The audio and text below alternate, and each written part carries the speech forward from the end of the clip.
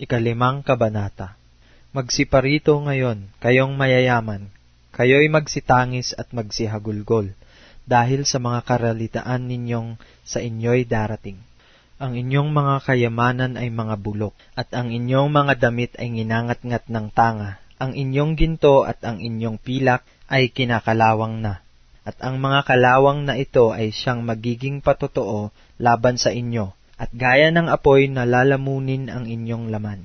Kayo'y nagtipon ng inyong mga kayamanan sa mga huling araw.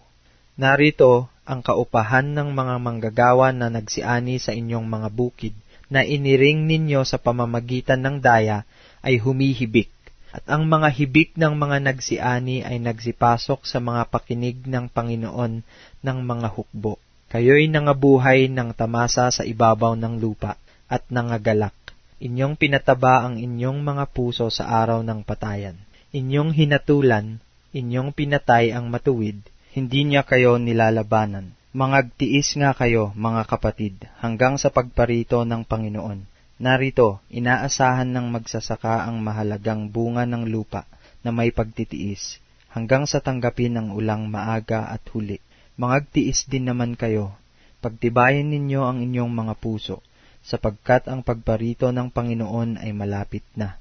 Huwag kayong mangag-upasalaan, mga kapatid, laban sa isa't isa, upang kayo'y huwag mahatulan. Narito, ang hukom ay nakatayo sa harapan ng mga pinto. Kunan ninyong halimbawa ng pagbabata at ng pagtitiis, mga kapatid, ang mga propeta na nagsipagsalita sa pangalan ng Panginoon.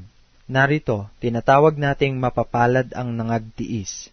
Inyong nabalitaan ang pagtitiis ni Job, at inyong nakita ang pinapangyari ng Panginoon, kung gaano ang lubos na pagkahabag at ang pagkamaawain ng Panginoon.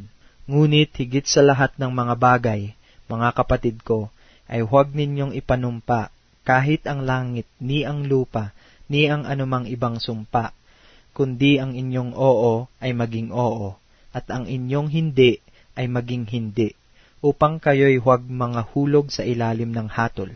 Nagbabata baga ang sinuman sa inyo? Siya'y manalangin. Natutuwa ang sinuman? Awitin niya ang mga pagpupuri. May sakit baga ang sinuman sa inyo? Ipatawag niya ang mga matanda sa iglesia, at ipanalangin nila siya. Napahiran nila ng langis sa pangalan ng Panginoon. At ang panalangin ng pananampalataya ay magliligtas sa may sakit, at ibabangon siya ng Panginoon. At kung nagkasala siya, ay ipatatawad sa kanya.